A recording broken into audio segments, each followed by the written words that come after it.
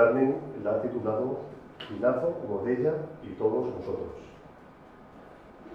Formamos parte de un linaje atemporal y en nosotros habitan nuestros ancestros.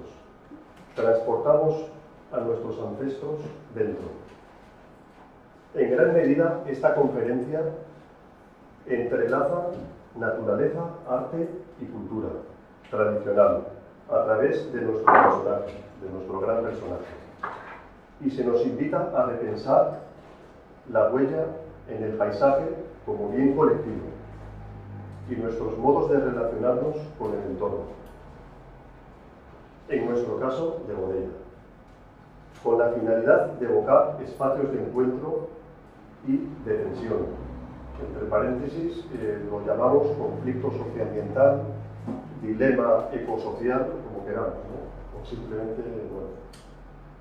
Al contemplar las pinturas de Pinazo sobre Godella, sus paisajes naturales, es como darse cuenta que sigue los pasos de un linaje. Es hacer memoria con el que ha estado antes de ti. En nuestro caso, dialogamos con Pinazo, con la inestimable ayuda de doña Carmen Gracia. Y siendo el propio Pinazo un referente universal de Godella, nosotros y nosotras lo vemos como un paradigma del arte y de la econaturaleza. Entre paréntesis, para salvar del arrasamiento, en este caso por nuestra parte un poco egoísta, queremos llamar la atención para salvar del arrasamiento de nuestros paisajes privilegiados con la caótica construcción de colmenas en pugna por las mejores vistas. Y nada, yo cedo la palabra a Matilde Alonso, que también tenemos que agradecerle toda la colaboración y la iniciativa de traernos a Carmen aquí. Y a todas las asociaciones.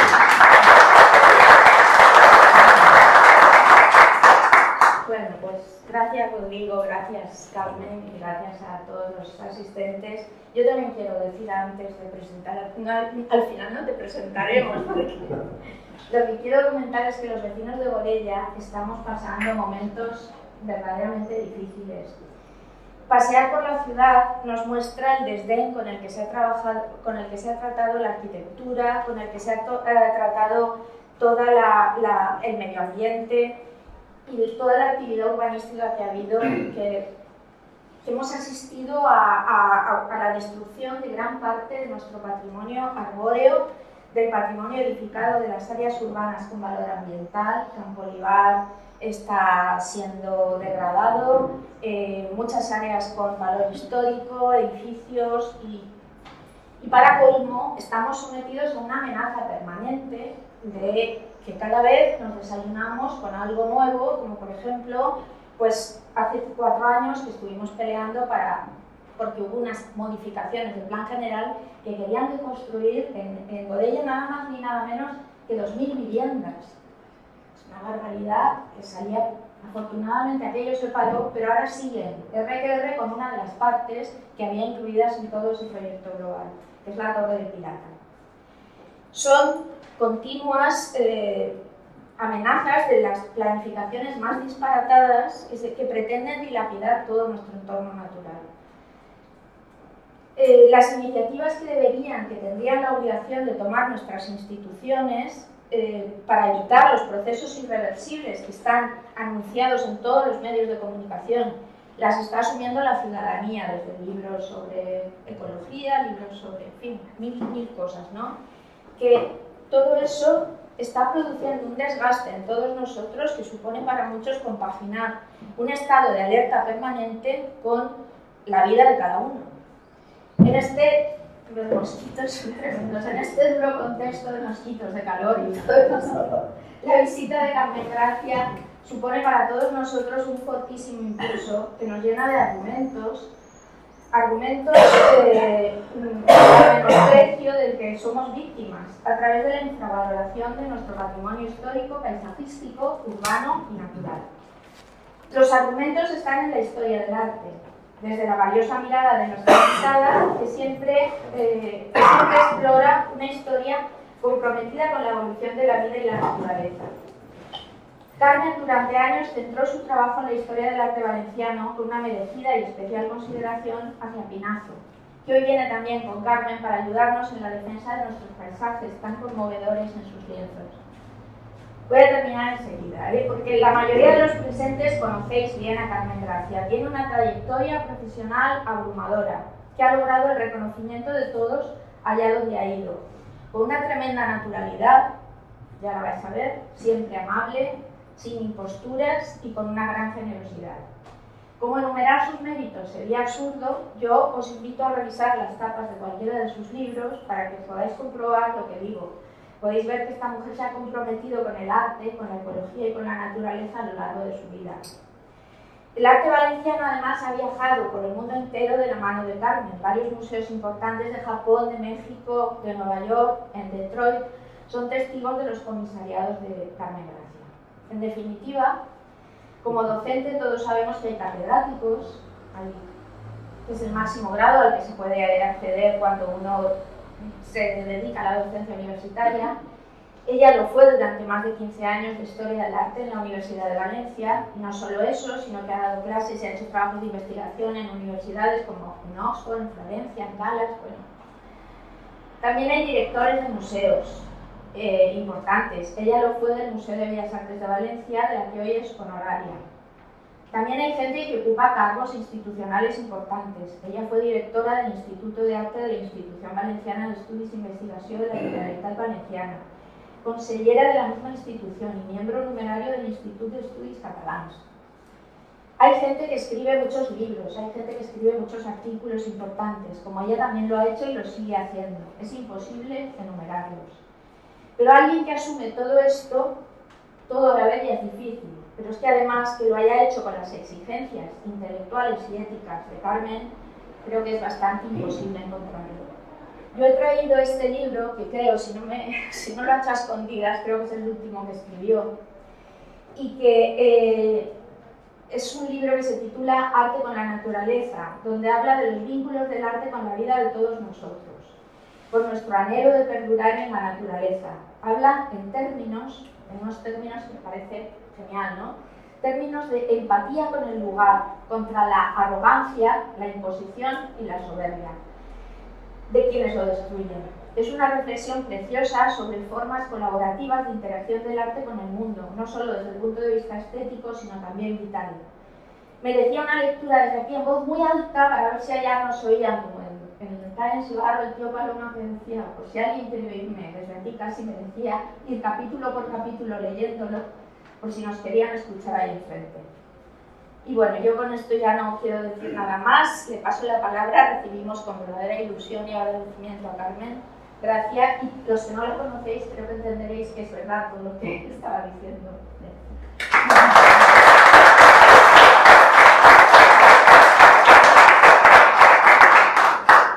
Bueno, muchos ya lo sabéis porque nos conocéis, pero para los que no lo sabéis, Mar es amiga mía. O sea que no sabéis todo. Olvidad todo lo que ha dicho y vamos a los asuntos, vamos a las cosas.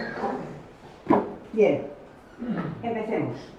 Espero que me voy a manejar bien con este sistema.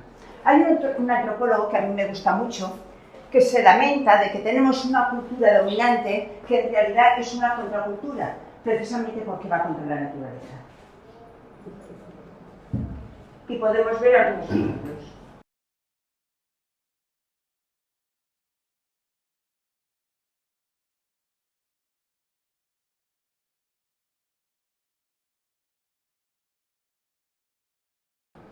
En paralelo a esa destrucción sistemática del paisaje que se ha producido de una manera intensiva a partir de los años 60 del siglo pasado, en paralelo a eso se produjo un alza totalmente incomprensible de los precios de las obras de arte. Eran dos sistemas económicos corruptos que iban unidos y que produjeron como consecuencia que en un momento dado dos chicos muy jóvenes, 20, 21 años, dos estudiantes de St. Martin's School de Londres, Richard Long y Hamish Fulton, se pusieron a caminar. Richard Long caminó en un prado cerca de su casa, hacia adelante, hacia atrás, hasta que marcó esta línea. después lo fotografió en blanco y negro y en mi opinión esta es una de las obras clave del arte del siglo XX. A lo mejor os parecerá un poco extraño, lo podemos hablar. En paralelo, su amigo James Fulton se fue a Estados Unidos y fue caminando por Colorado, por Montana, por Dakota. Estuvo cerca de un año andando y fotografiando lo que veía mientras caminaba. Animales muertos, animales vivos, rocas, desiertos. Muy pronto otros artistas siguieron este modelo, siguieron este ejemplo. Por ejemplo, Mario Reiss, un alemán, se iba a los bosques. Sabéis que watercolor en inglés es acuarela. Entonces aquí hace un juego de palabras. Entonces, ¿para qué pintar una acuarela? Él lo que hizo es marcar un lienzo, marcar un bastidor con piedras, lo metió dentro del agua y el agua reflejaba la luz del cielo, los árboles y ya tenía la acuarela hecha. No necesitaba utilizar colores, no. La naturaleza se convertía en pintor. Otro, un holandés, Herman de Vries, se dedicó a mirar. No solo caminaba, sino que iba mirando. Y al mismo tiempo que miraba, allá donde encontraba una rama seca, la cogía y se la llevaba para hacer una escultura. Y con estas esculturas protegía el mantillo de los bosques y dejaba una huella artística que no era simplemente una huella, sino que era una colaboración en el mantenimiento de la naturaleza. Ese es uno de los aspectos que ha dado lugar al título que doy en el libro. No son artistas que trabajan en la naturaleza, sino que trabajan con la naturaleza, colaborando con ella. Aquí es importante además la huella que deja todo en uno en todo. Recordémoslo porque después cuando hablemos de Pinazo será bueno ir recordando estas cosas. A partir de todas estas acciones fueron apareciendo lo que llamamos arte de la tierra, arte medioambiental, arte ecológico o arte específico del lugar. Nombres hay muchos. Ya os digo que a mí me gusta más arte con la naturaleza, cada uno pone su nombre. Pero ¿qué ocurre cuando el arte, la filosofía, la ciencia plantean cosas que son contradictorias, que son diferentes a lo oficialmente establecido? Ahí se está marcando una crisis. Cuando los científicos dicen, ojo, que el medio ambiente está mal. Cuando los filósofos dicen, el ser humano va por unos caminos incorrectos. Cuando los artistas lo dejan visualmente constatable. Pero los políticos siguen con su marcha sin hacer caso, la crisis, el problema está planteado. Eso ocurrió en el siglo XIX, más o menos coincidiendo con la estancia por este mundo de Ignacio Pinazo. Recordad, fue la guerra del 98, crisis políticas, crisis económicas, en una época muy dura también. Y eso ocurre en este momento. Cuando eso ocurre, cuando hay una crisis de estas, cuando hay una incompetencia o una falta de comunicación o de intención entre poderes públicos y ciudadanía, cuando esto ocurre, ¿qué hace la ciudadanía? Normalmente se va a la naturaleza. Eso es una reacción espontánea que ahora lo podemos estudiar desde el siglo XIX, desde Pinazo hasta ahora, pero la historia nos dice que ha ocurrido desde los inicios. Es decir, cuando el ser humano ya no puede más con su vida, se va a la naturaleza. A este regreso a la naturaleza es lo que ahora llamamos desarrollo de la conciencia medioambiental.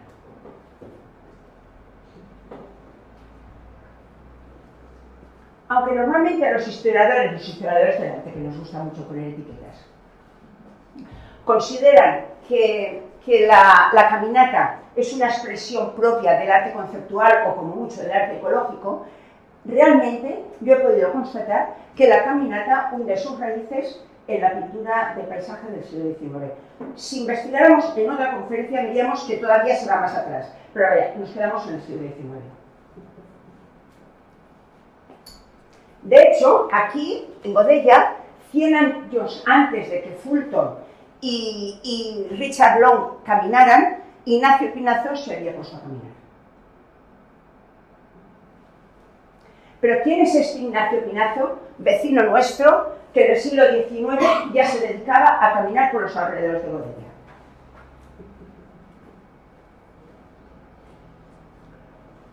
Pinazo había nacido, no en Godella, había nacido en Valencia, en la calle de Morredes, en la calle de Sagunto, en el seno de una familia de menestrales muy humilde.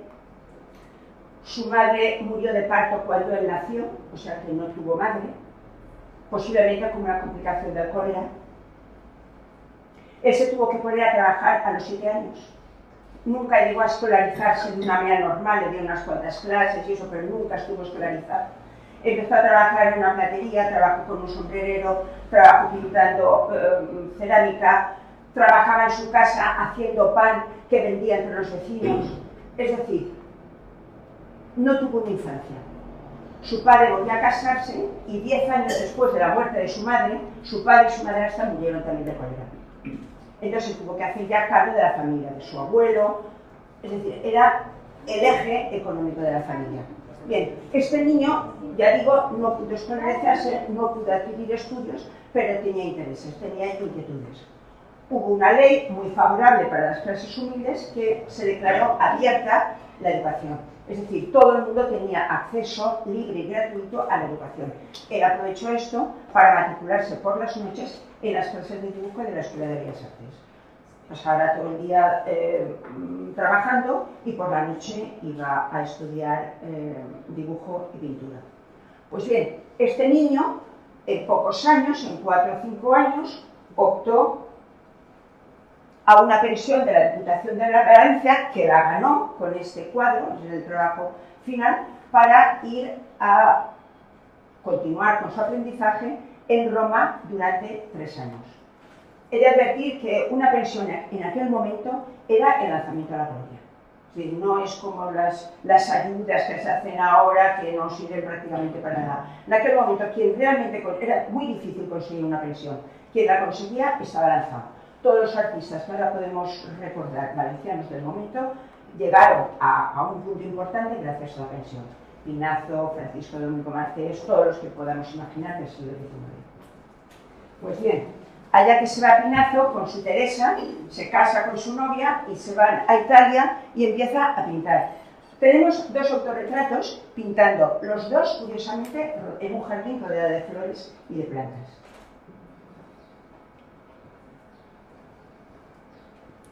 Regresó a Valencia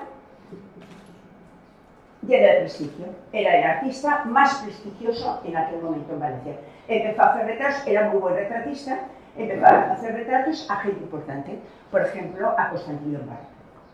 Era el retratista, digamos, oficial de la gente importante del momento en Valencia. Pero mira por dónde que llega otra vez el cólera. Este nuevo cólera lo acobardó. O sea, él recordaba que había perdido a su familia en 2 cóleras sucesivos, ahora tenía familia, estaba casado, tenía 2 hijos y estaba aterrorizado de perder a su nueva familia. Él, a través de sus trabajos, había establecido contacto con gente muy, muy importante de las clases más altas de la sociedad valenciana. Uno de ellos era Jaume Andreu, un banquero catalán afincado en Valencia, hombre de negocios y banquero, que le encargaba muchas cosas, y él pidió por favor a Jaume Andreu, que tenía una casa, además era Jaume Andreu aquí en Godella, le pidió por favor que le permitiera ir con su familia a instalarse allí mientras duraba el cólera. Quería por todos los medios salir de Valencia. Jaume Andreu le dijo que sí, era un hombre de negocios, era un banquero y sabía negociar. Le dijo, bien, tú estarás ahí todo el tiempo que quieras. Todas las obras que hagas mientras estás ahí serán de mi propiedad. Y Pinazo aceptó. El negocio era rotundo. Pero él aceptó. Se fue con su familia y estuvo viviendo en la masía de Jaume Andreu hasta que desapareció la peste del cólera. Esta es la masía en la actualidad. Creo que hacen bodas y esto aquí. Bien, mientras estuvo ahí, claro, pintaba a favor de la colección de Jaume Andreu. Lo curioso es que hizo una serie de retratos en relación con el tiempo en relación con el paso de las estaciones. A medida que iban pasando las estaciones, iba retratando a los habitantes de la Masía. Por ejemplo, María, que es la hija del banquero, era la primavera. No he conseguido el verano, que es la madre de María, la mujer de Chaumandeu, no he conseguido la fotografía, pero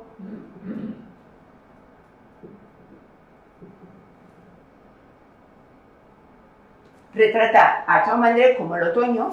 Fijaos cómo ya cambia el paisaje de la Masía, ha pasado de las flores de la primavera al otoño.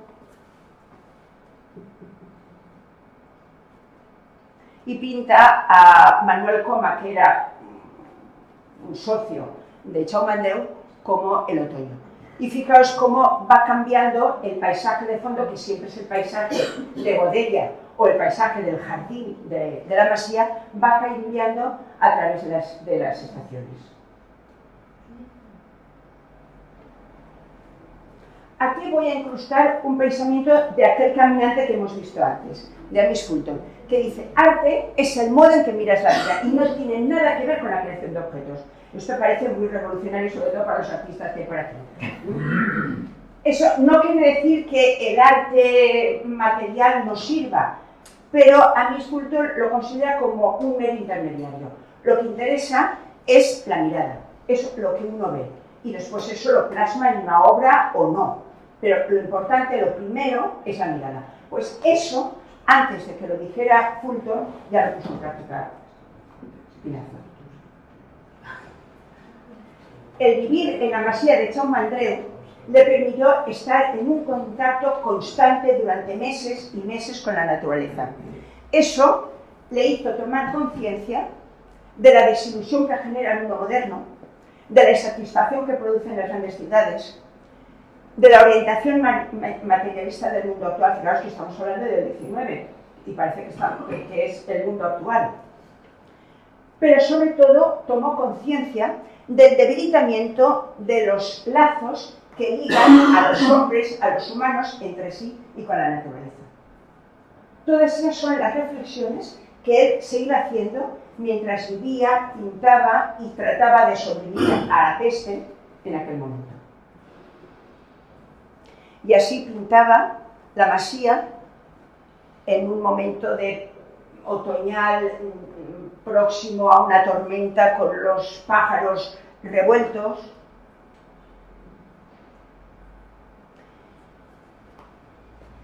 Pintando estos temas, iba desarrollando además una nueva forma de mirar.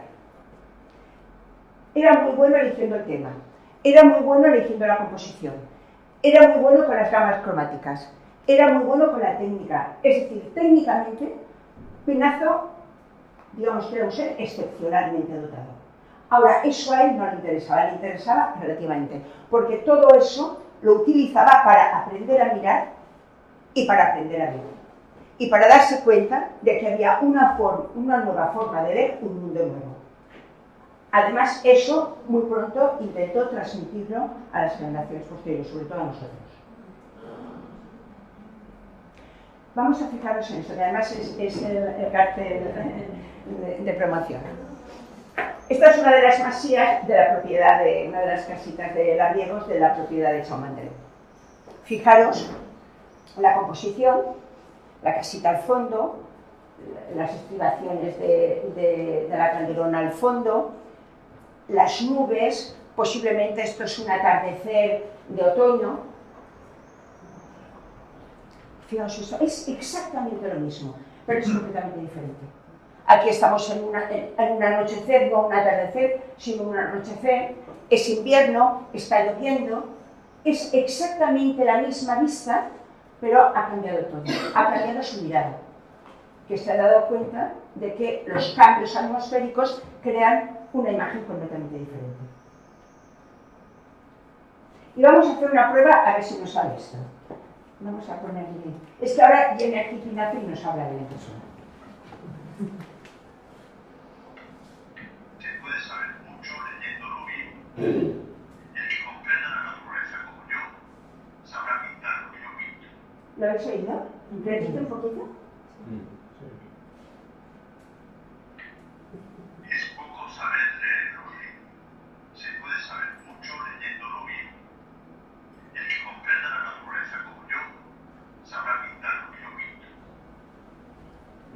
¿Estamos de acuerdo?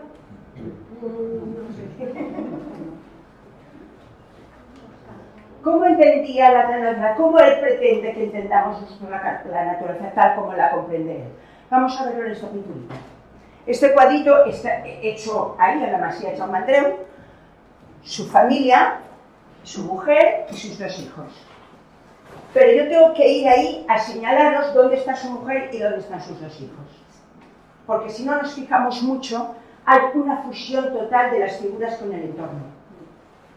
Es decir, él no destaca a una figura dominando la naturaleza, sino que el ser humano está inserto dentro de la naturaleza. Es indistinto de las plantas, de los árboles, de las rocas. Es toda una unidad. Recordad que antes os decía, cuando hemos visto aquí la imagen de Brice, que recordamos todo en uno y uno en todo. Es lo que él está representando aquí. O sea, el ser humano es un todo con la naturaleza. Y la naturaleza incluye al humano. Pero su vida no se dejó, no se paró aquí en el momento de Godella, de la peste, de la situación de miedo. Los encargos seguían.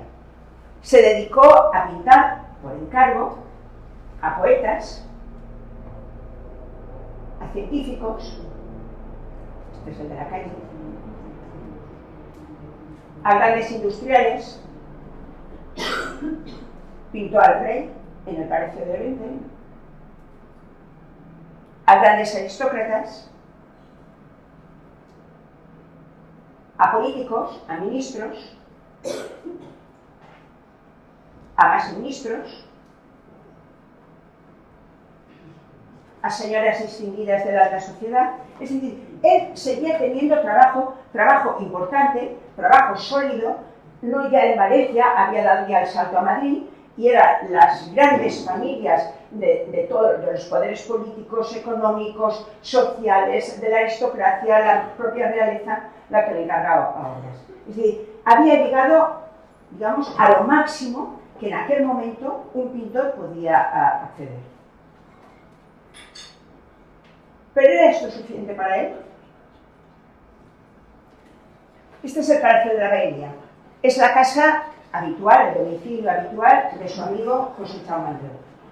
A estos niveles vivía la gente con la que él se relacionaba. Es el actual edificio de la Diputación en la Plaza de Manises. Pues bien, si Jaume Andreu vivía ahí, él decidió vivir aquí. Optó por dejar Valencia, optó por dejar Madrid y se compró esta casita, que es el actual Museo Pinazo de Godella. Entonces, yo quiero que insistamos en esto. Este era el mundo que él dejó.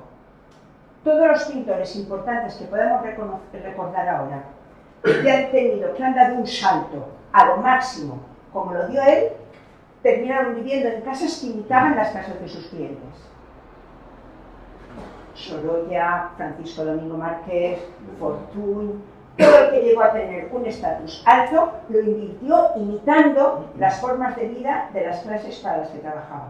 Él lo que hizo es dejarse esas clases a un lado. Vosotros encargadme las obras, yo os las hago, vosotros me la pagáis y me voy al pueblo. Un poco ese fue su planteamiento.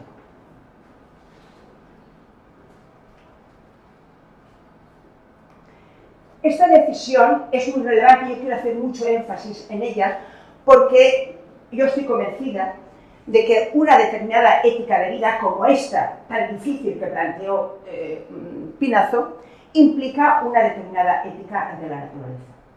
Es decir, si él tuvo la valentía de renunciar al lujo, a las posesiones, a la ostentación, al dinero, para irse a vivir a una casa modestísima de un pueblo muy sencillo de 2000 habitantes, que era lo que entonces tenía Godella, esa ética, ¿cómo no lo va a aplicar en el entorno? Es un principio vital. Él es así en su vida privada y es así, o era así, en su manera de relacionarse con el entorno. Y este era el entorno que a él le gustaba. Aquí está él, en una calle de Godella, con su hijo. Fijaros qué gracia tiene esta imagen, su hijo Ignacio, sentadito, atento, respetuoso, su padre está pintando una maravilla y luego todos los amiguitos, todos los niños alrededor. Ese era el mundo que él libremente decidió vivir.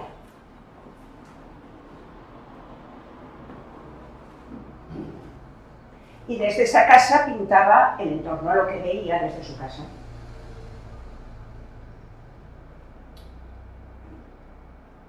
Se iba a la ermita y la pintaba. Esta es la ermita ahora.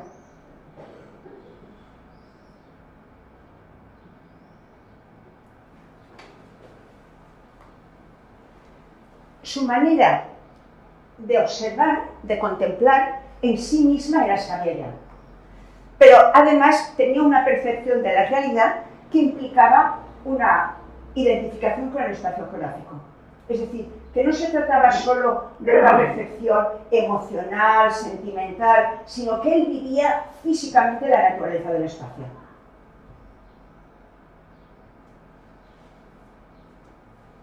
Y al vivirla profundamente la iba plasmando. Es algo que os he dicho ya antes cuando hemos visto a su familia fundida con el paisaje. Aquí vemos la subida de la ermita, donde las personas, el monte, los pinos, la arquitectura, todo es una unidad. No hay nada que destaque sobre nada. Es todo uno. O sea, tenemos que hacer un esfuerzo para darnos cuenta de que esas manchas son personas. No destaca a la persona sobre el entorno. La persona no es más que el entorno. La persona es un elemento más dentro del entorno.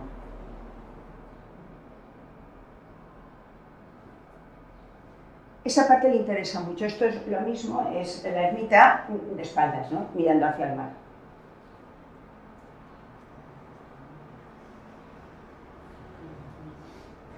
Esta es otra visión ya más invernal de la subida de la ermita. La ermita está aquí, la veis aquí arriba de todo. Y esta es la ermita en la actualidad, la subida de la ermita en la actualidad. Nada que decir. Está todo dicho.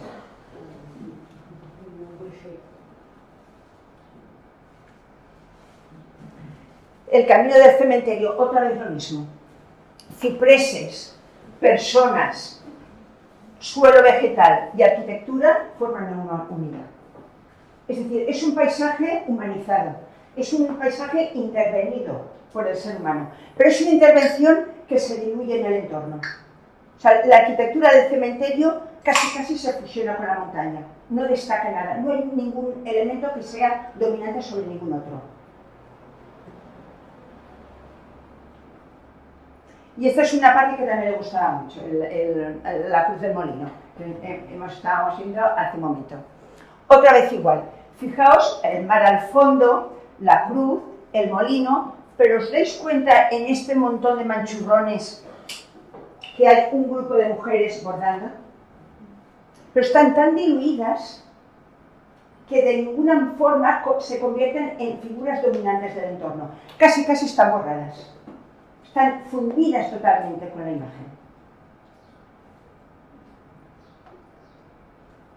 Esto es lo mismo hoy. Es realmente impresionante ver una imagen y ver la otra. Este es otro ángulo de la misma zona.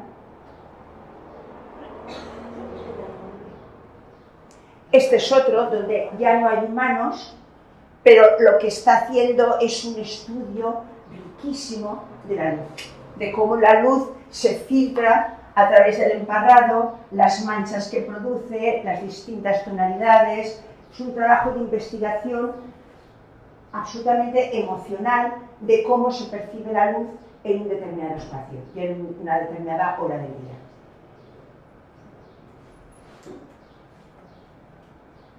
Este es otro rincón con una mujer bordando. Pero él no solo pintaba cuadritos, normalmente eran piezas muy pequeñas, sino que cuando caminaba, llevaba siempre un blog, un libro de notas, y iba anotando todo lo que veía a su paso. Esto, por ejemplo, es en Almácera, y pinta pues un rinconcito, un trocito, una percepción de la acequia. Aquí la fiesta de les padrines, la fiesta de las solteras, de las chicas, donde hace la fiesta de les padrines, los músicos, es decir, él va anotando lo que va viendo. Después de ahí a lo mejor lo desarrolla en pinturas o simplemente lo deja así. Aquí una puesta de sol que es muy curioso, aparece en la mañana y aquí dice al atardecer, o sea que va mezclando distintas percepciones de cómo la gente va a la iglesia, sale de la iglesia, se mueve, habla. Todo esto nos hace pensar que él tenía una gran pasión por experimentar el mundo a su alrededor, pero al mismo tiempo tenía una gran calma reflexiva para traducirlo, para interpretarlo, para llevarlo al lienzo o a la tabla, normalmente a la tabla.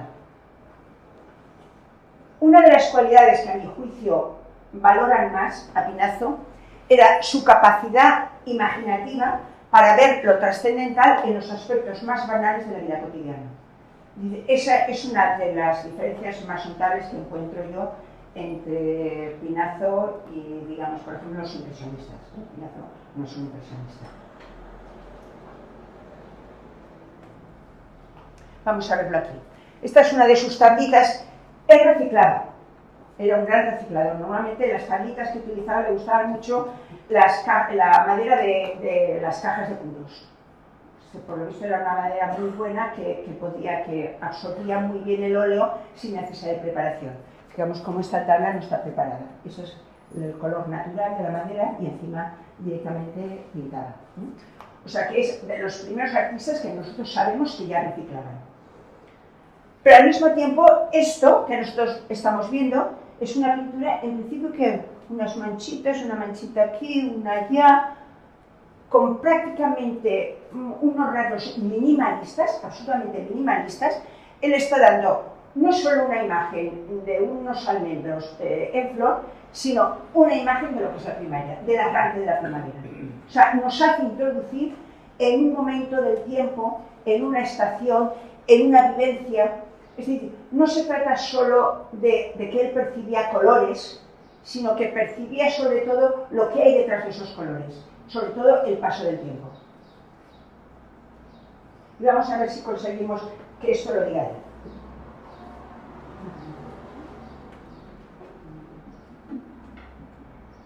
Delante no hay más que ayer.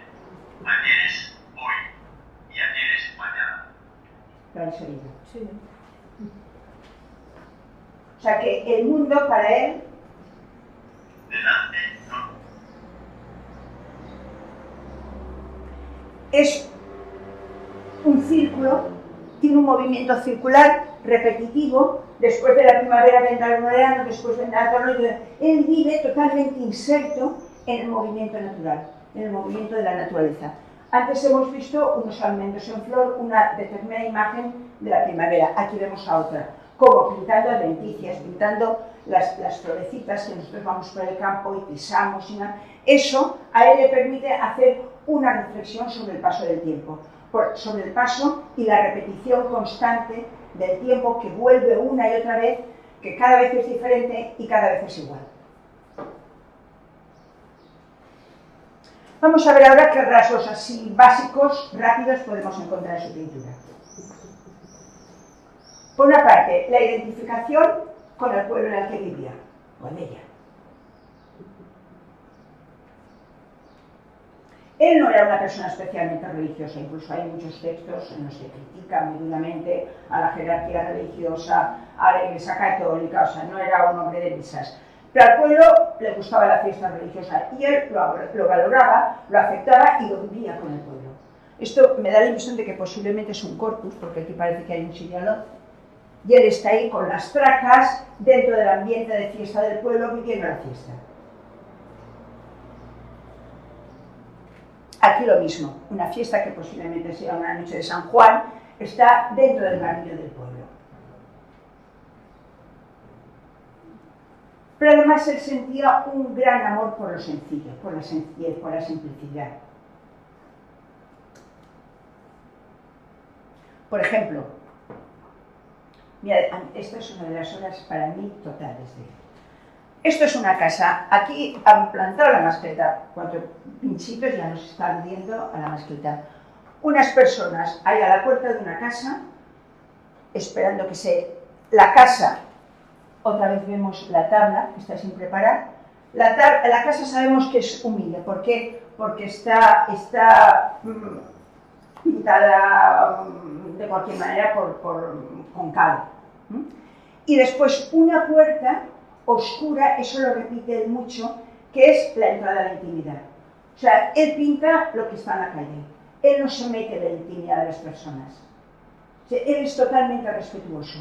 O sea, pinta la fiesta fuera, pero no entra este ámbito oscuro que es el mundo privado de una familia. Ahí ya no entra.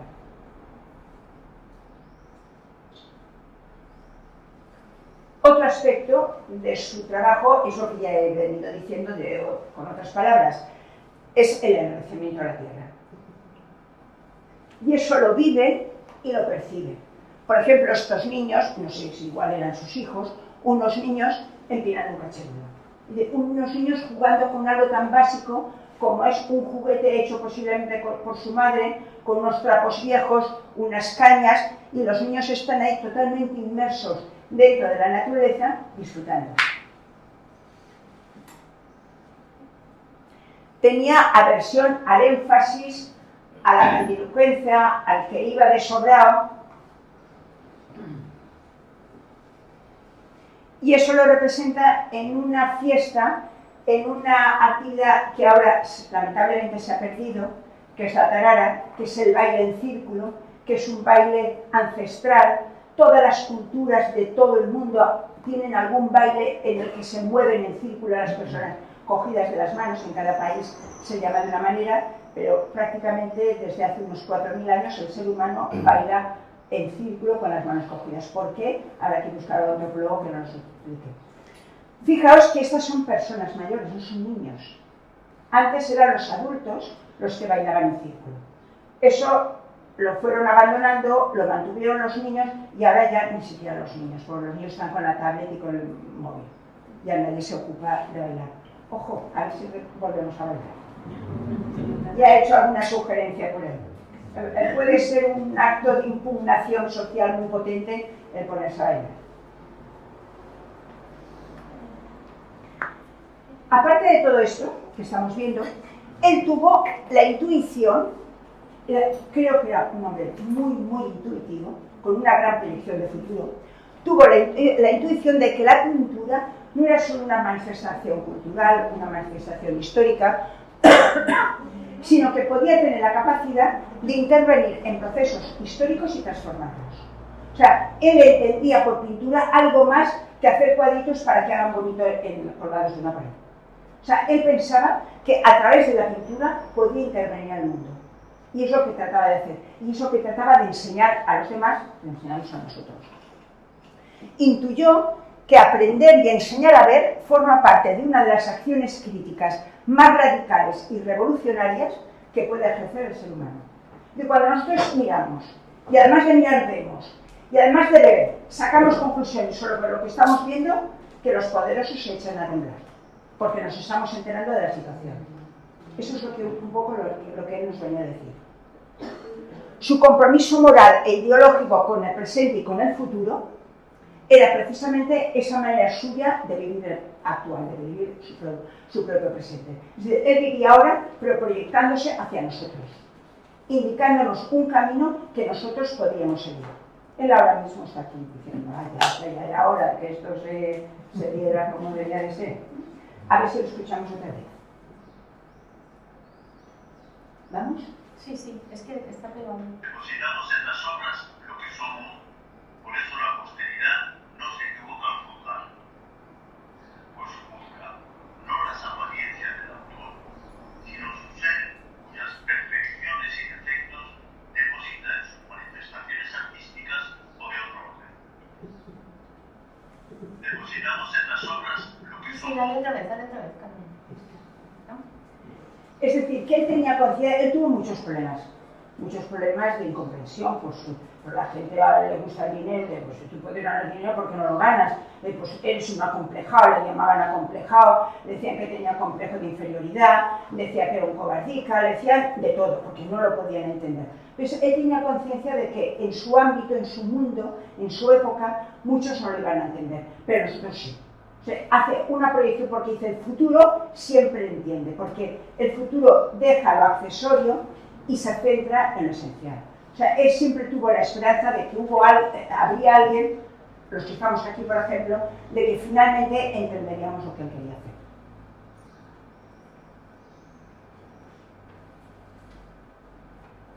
Sin embargo,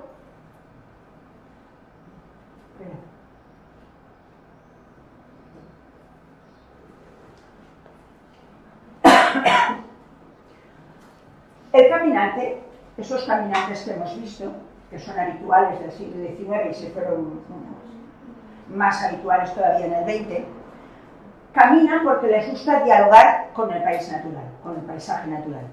De la misma manera que a los pensadores les gusta dialogar con el mundo de las ideas. Lo curioso es que Pinazo compartía los dos aspectos. Pinazo tenía pasión por pasear, pero además era un pensador, era un filósofo y era un pintor. Es decir, que no solo desarrollaba los aspectos técnicos de la pintura, sino que además escribía pensamientos de una profundidad filosófica enorme, y una cosa y otra las vivía de manera entrelazada.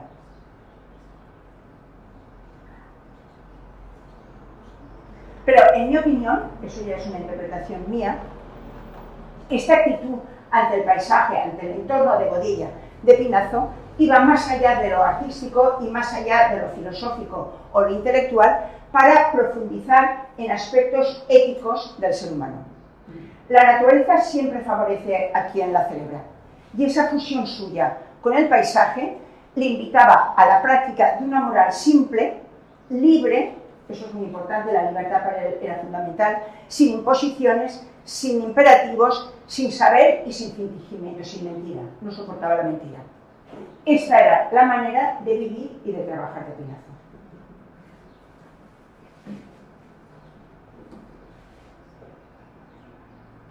Fruto de mi tiempo, no cuando tienen los demás.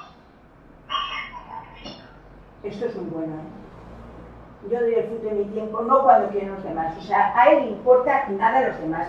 Tengan dinero, no lo tengan poder político, les da igual. Él no es oportunista, él hace las cosas cuando quiere y como quiere que las debe hacer. Yo doy el fruto de mi tiempo, no cuando tienen.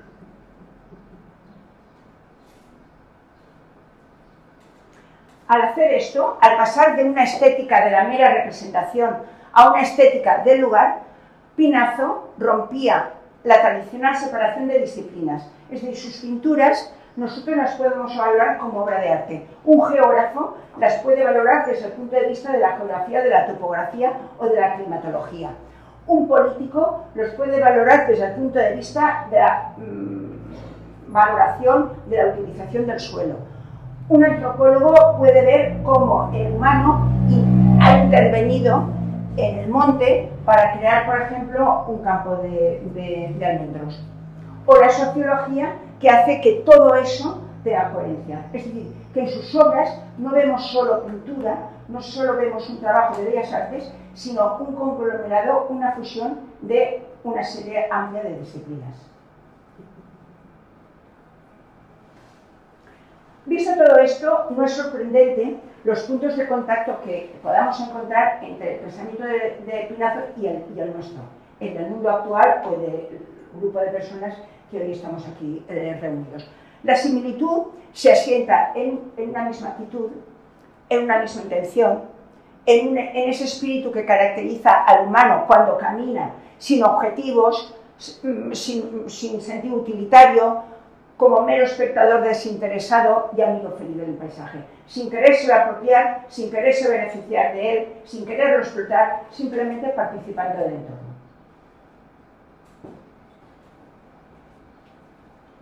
esto llega a unos niveles a veces realmente sorprendentes. El título de esta tabla, paisaje con figuras. ¿Dónde están las figuras? Tenemos que fijarnos muchísimo para ver las figuras. O sea, la fusión es tan absoluta, es tan total con el paisaje, que la figura ya es indeterminada respecto al interior.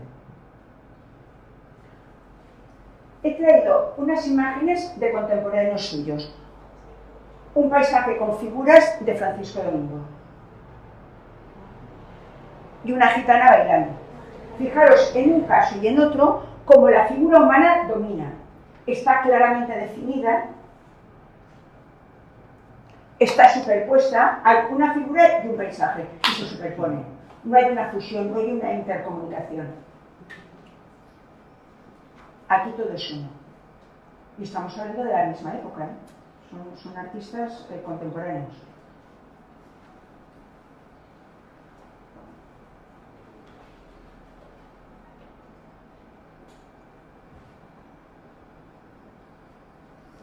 En una época de uso abusivo destructor del paisaje como la actual, pero también como la de la época de Pinazo, una estética del paisaje lleva aparejada consideraciones éticas. Es decir, las obras de Pinazo son éticas, fundamentalmente son éticas.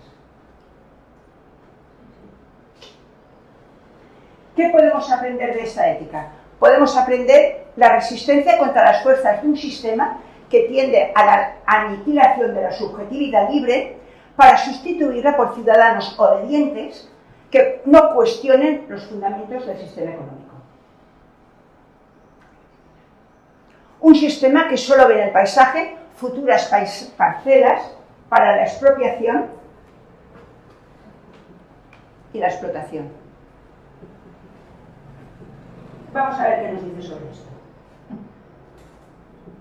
El odio a los demás es desprecio a la vida.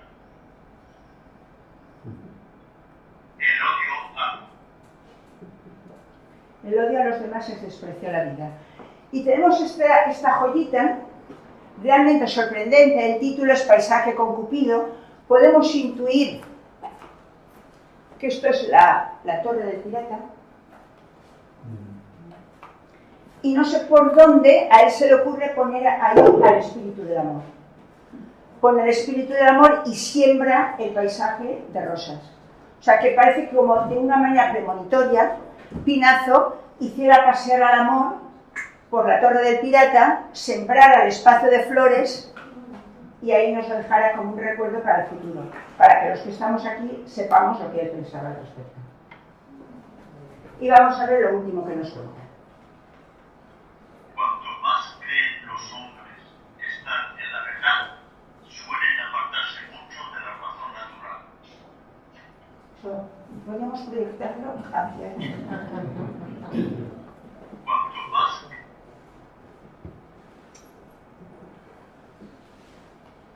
Esto es un homenaje, recuerdo, agradecimiento a nuestra amiga que ha hecho una joyita, una verdadera joyita. Y muchísimas gracias por vuestra atención.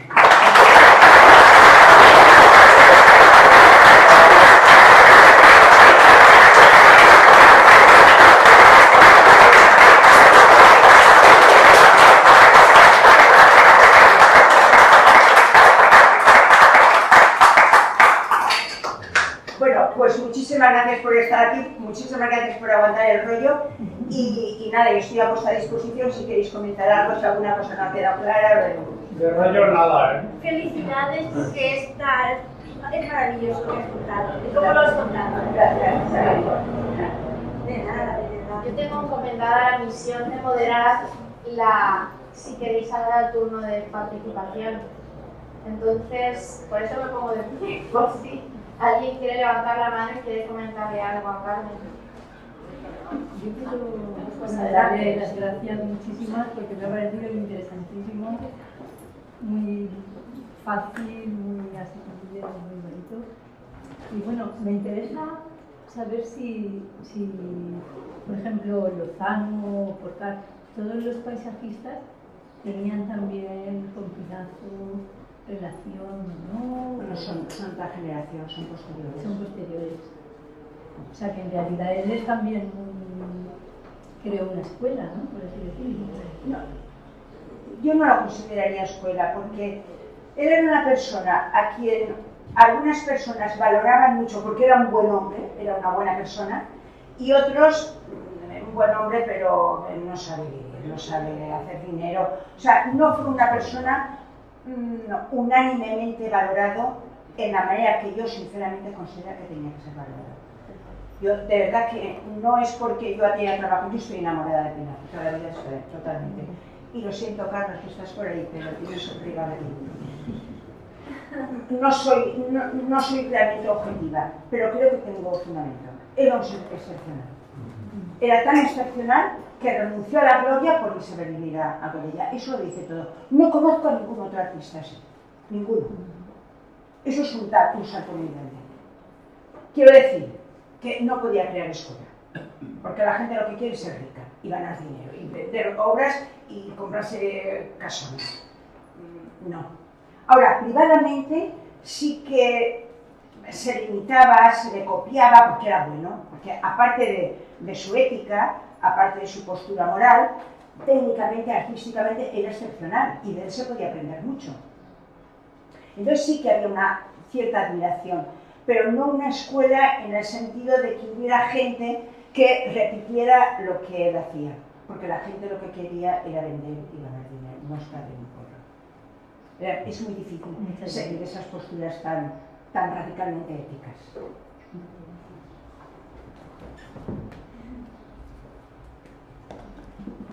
A ver, por allá, y luego adelante.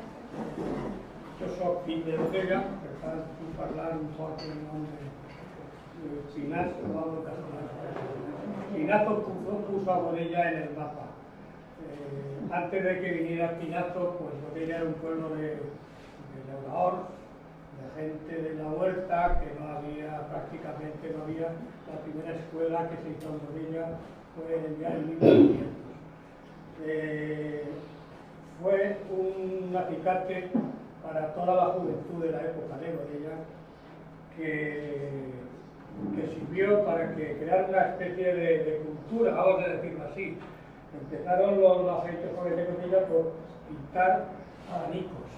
La primera industria que hubo en Godella relacionada con el arte, como consecuencia de tener a Pinazo entre nosotros, fue la pintura de abanicos.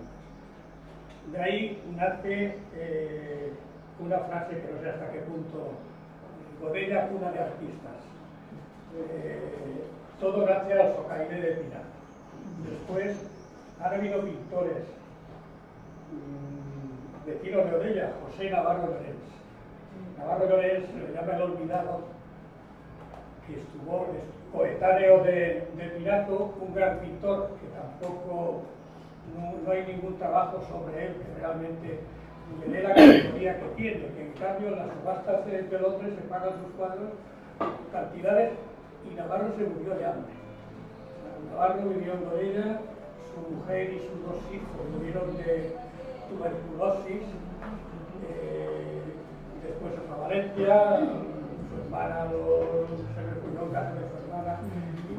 Quiero decir con ello que el gran reconocimiento que en Godella tenemos a Pinazo porque fue el primero que trajo el arte. De ahí pues Massanet, Bella, coetáneos todos de Pinazo, que bueno, que realmente forma parte de la historia de Godella.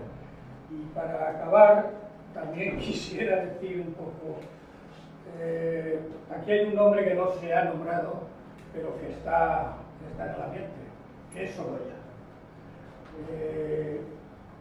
Dos vidas paralelas de dos grandes pintores que en la época, no sé por qué, había quien decía que Pinazo se claustró en Godella y que era otra manera de vivir, y Sorolla se fue a Madrid y triunfó. La historia no ha sido, bajo mi punto de vista, con Pinazo lo suficientemente para darle la categoría que tuvo. También es cierto que él buscó esa manera de vivir. Él estaba en Madrid, pintó, fue profesor en San Carlos, San Fernando, renuncia a todo eso y se viene al Carrer del Pi, que hoy se llama Pintor Penaco. Y ahí donde él, bueno, pues lo que ya habéis visto, que por cierto enhorabuena porque está muy bien documentado, me ha encantado mucho tu disertación.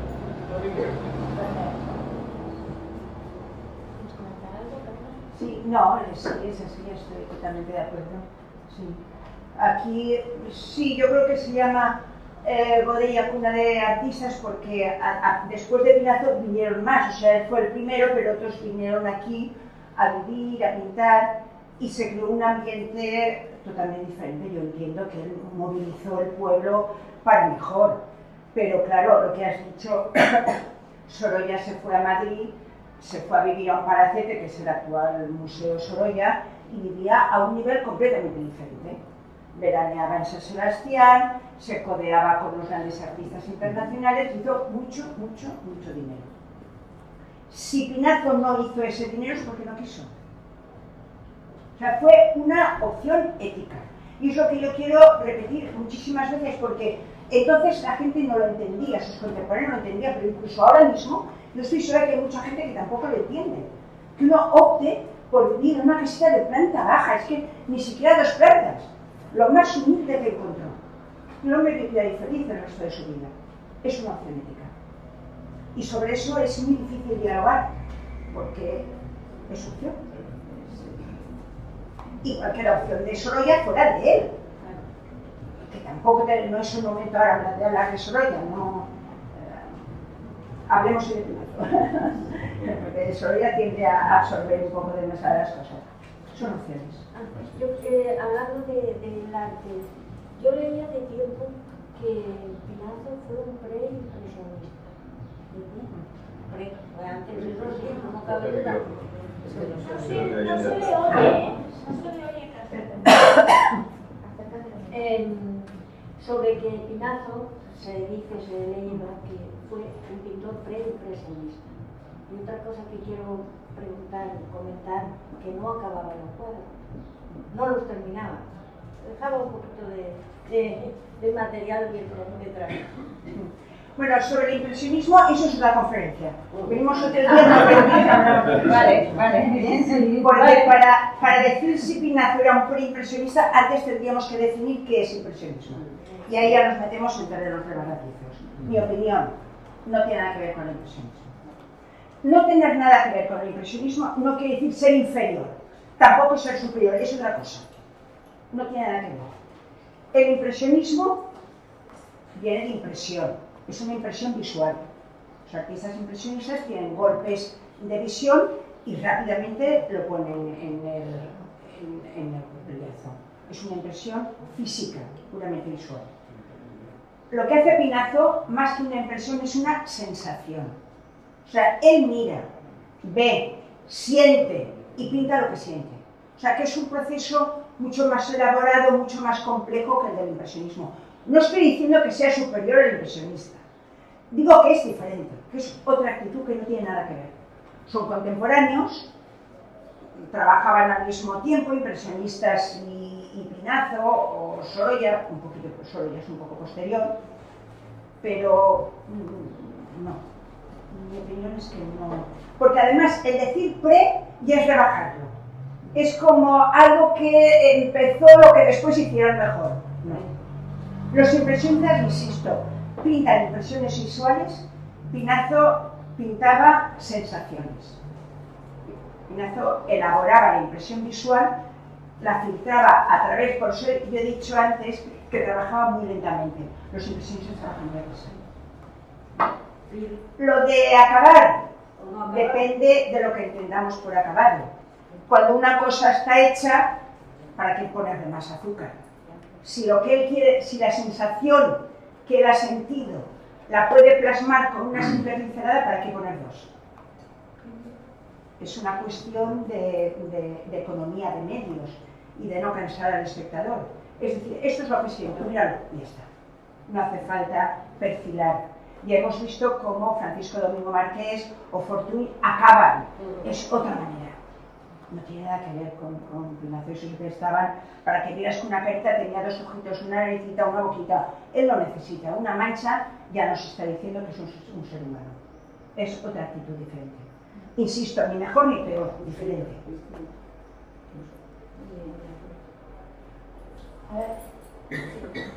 Yo quería añadir un dato más a estas dotes premonitorias que nos has comentado en Pinazo. Y es que hemos visto cómo la naturaleza que pintaba de la tormenta al pirata está hoy gravemente amenazada, seriamente amenazada. Otros parajes de las montañas de Godella han desaparecido ya por completo, la zona de la subida de la Quinta. Ha desaparecido. Todo eso.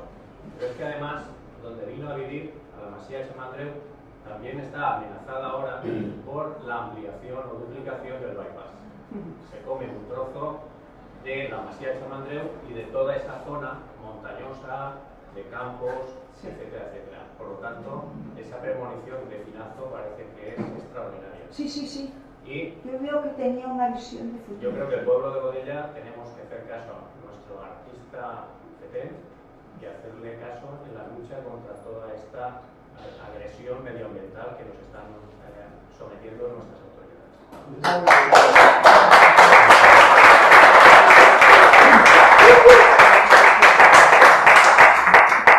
Yo creo que el camino lo marca él muy claramente, es una postura ética, no hay más.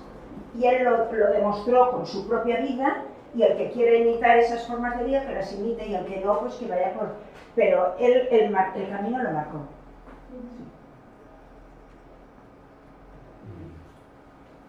¿Nadie más quiere comentar nada? Pues dejamos en paz a Carmen, que además... Además de cuando queráis yo me vengo por aquí. Todos los agradecimientos que hemos hecho hacia ella, además está con una tos horrible. Yo creo que se merece un aplauso muy grande. Muy grande.